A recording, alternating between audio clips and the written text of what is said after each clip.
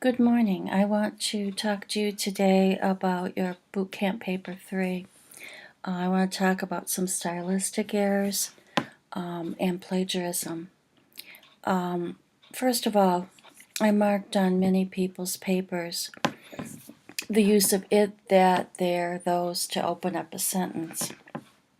And many a times when you're using it, it's just a placeholder, something we might say in oral language, or something maybe you've associated with academic language, but that's far from the truth. What I want to show you is how some of these sentences, and I took these from student papers, how some of these sentences here are using it, that, there, those to start a paper. I should probably add this. To start a sentence, and it takes away from the true meaning of the sentence. Look at this first one here. It is also said that this breaks up couples and families, and there is more to the sentence, but I just brought up this part. It is also said that, look how many words it takes to get to the point. Okay, I'm assuming this is technology, but I really don't know because they're not saying what it is that breaks up couples, even in the preceding information. So it takes this many words to get to the point. So how could you revise this? Your most important thing is the noun, couples and families. So I'm going to start with it. Couples and families. What do? They break up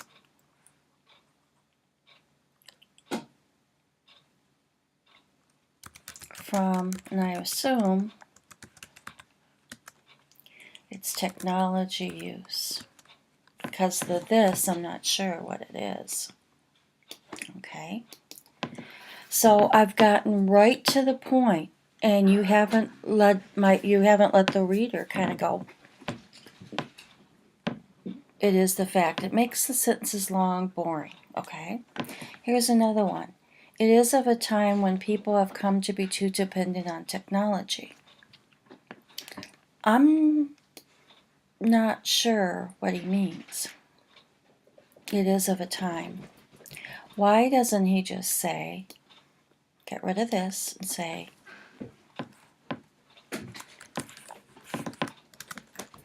in today's world, because I think that's what he means, people have become too dependent on technology.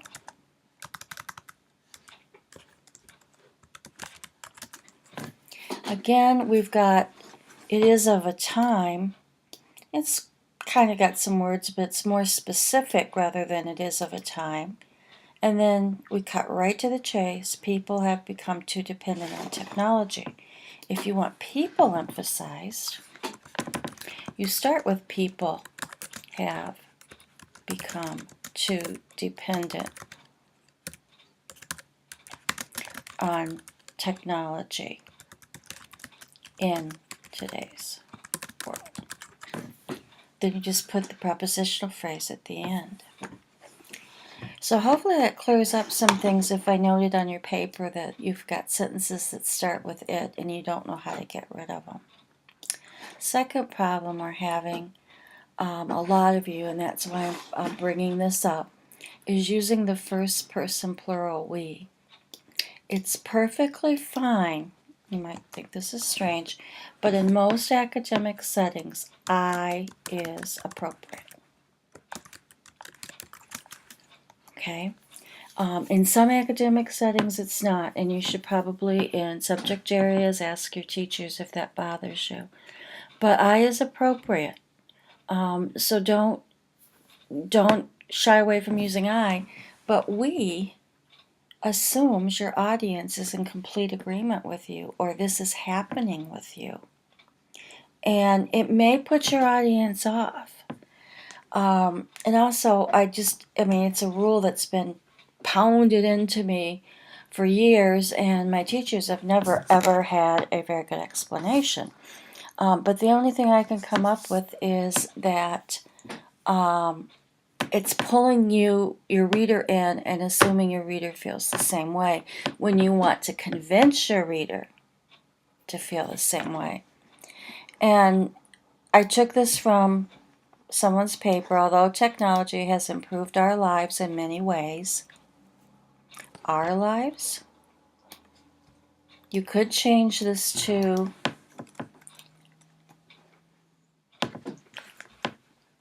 my life.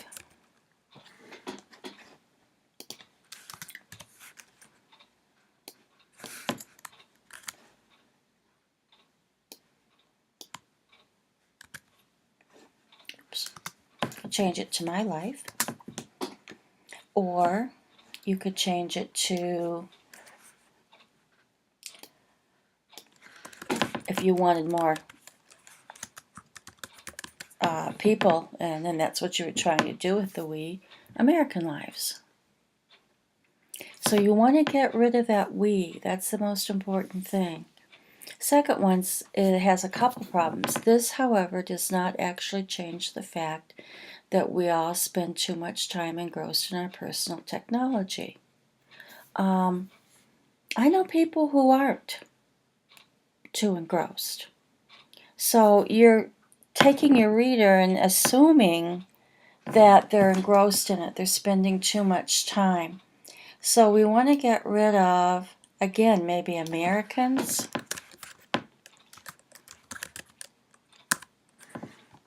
I don't need the all. Spend too much time engrossed in their technology. Got to change the pronoun. So you've got to be sure that you're not using that we. Another thing I see happening in the papers is that they're very wordy at times. The writer here is telling us how there is so much. Whoa, wait a minute. We haven't even got to the point yet. We've read this far, and what's the point? Why don't we start with information, capitalize it, and different things. Wait a minute. What are different things? Unless you can name it, get rid of it. Out there, what's that mean? Information in today's world.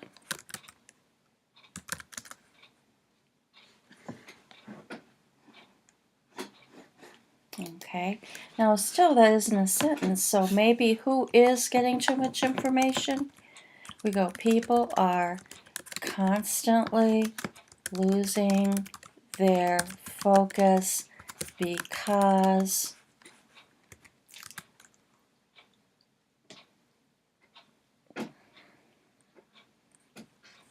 too much information is available in today's world. See how much I've changed that, and it's a much more active sentence, okay, because we've got people in charge. So watch your wordiness. Watch words that say, like I showed you, there is, it is, that, those, that adds to it. The next thing I want to talk about is plagiarism, and this upsets me a lot. And I'm just going to tell you right out that 2 people in the course have failed it because they have blatantly plagiarized. They have taken large sections from other people's papers found on the internet, or their blogs, or the articles, and put it into the paper and never cited it. You have to cite your sources. The first person readily admitted she plagiarized. The second says she didn't, but then later said, well, I turned in the wrong draft, so here's the right one. Yet that one was plagiarized too. I want you to be very careful. Reread the plagiarism policy found in content under information. And I want you to know that anytime, it doesn't matter if you put it in your own words, anytime you take something from an outside source, magazine article, newspaper article, anything on the internet, you have to cite it. Now, if you can't find the information to cite it, chances are it is not a source that is valid. If you stumble into a site or purposely go to a site that has student papers already posted on the internet, then you are in a site that is basically unethical, and you're not going to be able to find information to cite that source. Plus, student papers aren't credible. They're not a reliable source. They are not published by a company or by a website that has credibility. So please watch that. Now, the best way to avoid plagiarism is to use the citation machine. It's perfectly legal to use this. Don't think you're cheating. And we're going to go to the citation machine, I hope. Yep, here we are. Sometimes it takes a long time to load. Oh, it must not be org, it must be net. I'm sorry. Early in the morning here. Okay, the citation machine. What you need to do is you need to go here and choose your style, and we're using MLA in this course. And if we have, let's say, conducted a search, I'm going to conduct a search here on how technology has changed our lives. Notice I've used it before.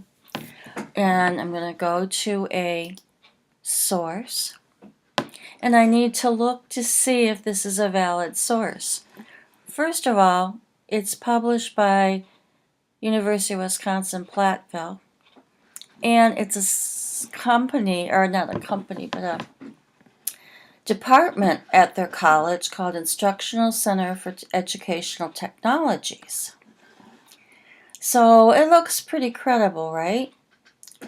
And as we're going through this and reading this, maybe we find something that works. And here's a good thing maybe to rebut something that said, I'm saying that technology is bad and some people think it's good. So, or maybe you're arguing that technology is good. So I found, let's say, in many ways, technology has enabled us to strengthen relationships by keeping in contact with old friends, college coworkers. What would we do if we could not find old friends from high school through technology? So I'm going to copy that. And let's say I'm writing a paper. And I'm going to use that. And I like the way it's worded. Can I just stick that into my paper? No. It's got to have quotation marks.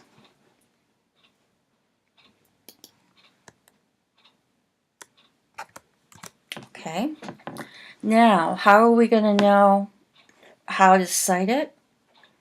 We go to the citation machine and we pick it's from a website, correct? Because that's a website. And it puts up this screen. And notice you can search websites. So here we go.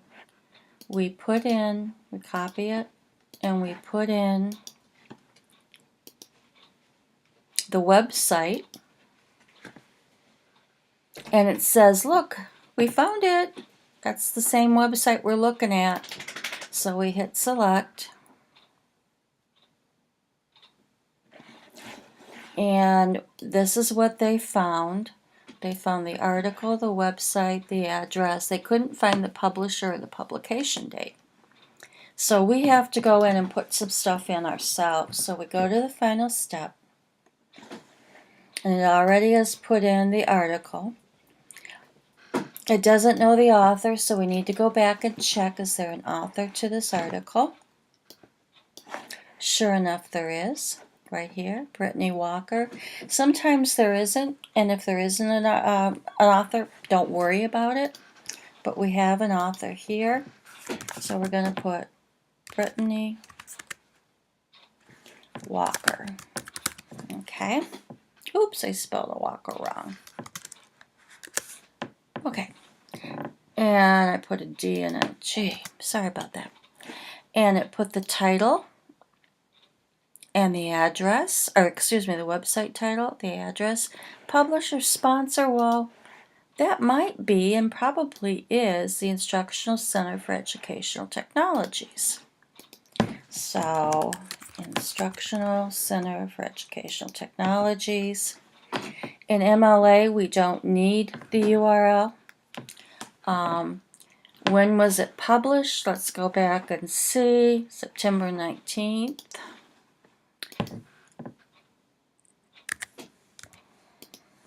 And we're going to choose September. And it said 2014. And it automatically puts in the day you've accessed it. And you don't need an annotation unless a professor asks you for an annotated bibliography. And voila, we have the citation. This here goes on our Works Cited page. So we can go and we can copy it. And we can go back to our paper. I'm going to have to pretend. And you create a new document because it's got to be on there. Well, you put in a break basically and start a new page. And we're going to center Works Cited. And it shouldn't be or boldface. And then we want to uncenter it. And we put in copy this. Now this isn't in MLA form yet. What's the first thing we need to do? We need to double space it.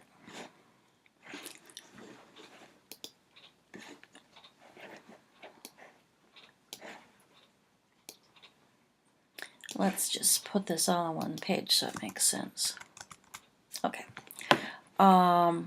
It's all on one page. But in MLA, we have to have what's called a hanging indent. So we can click anywhere in this citation. Go back up to where you found the page numbers and you want line spacing options. And under special here, you're going to choose hanging. And now it's in perfect MLA format. Perfect. Perfect, perfect, perfect MLA format. And that's what you need to do. That's what's so important. Now you're thinking, well, I've used this quote in the paper that we put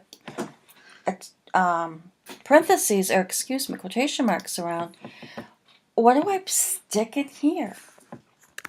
So we go back to the citation machine. Remember, it's right here. And it says parenthetical, which is what we're looking for. What parenthetical documentation do we need? We need the year, not an MLA. And it says the title. And then I don't know why my computer's acting up. Copy and paste it.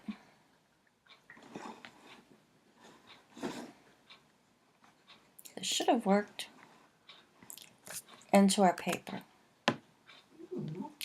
Shouldn't have been 2004. It should have been University of Wisconsin.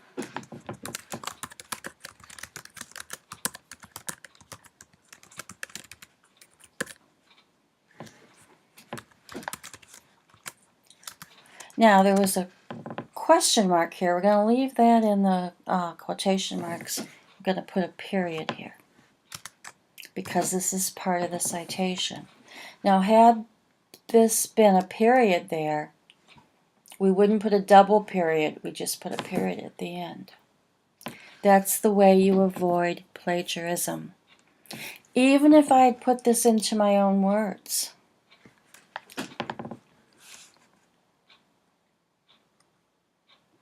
I would have said Walker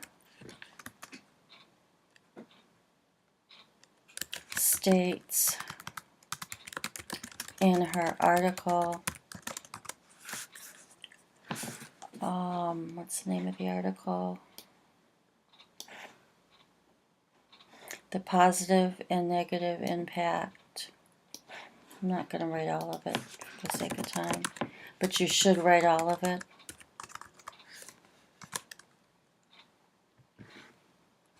Because we're renaming the article, we need a comma there. That technology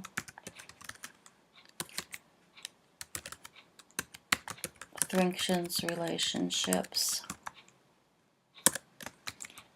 through the use of Facebook. Then we just have to put in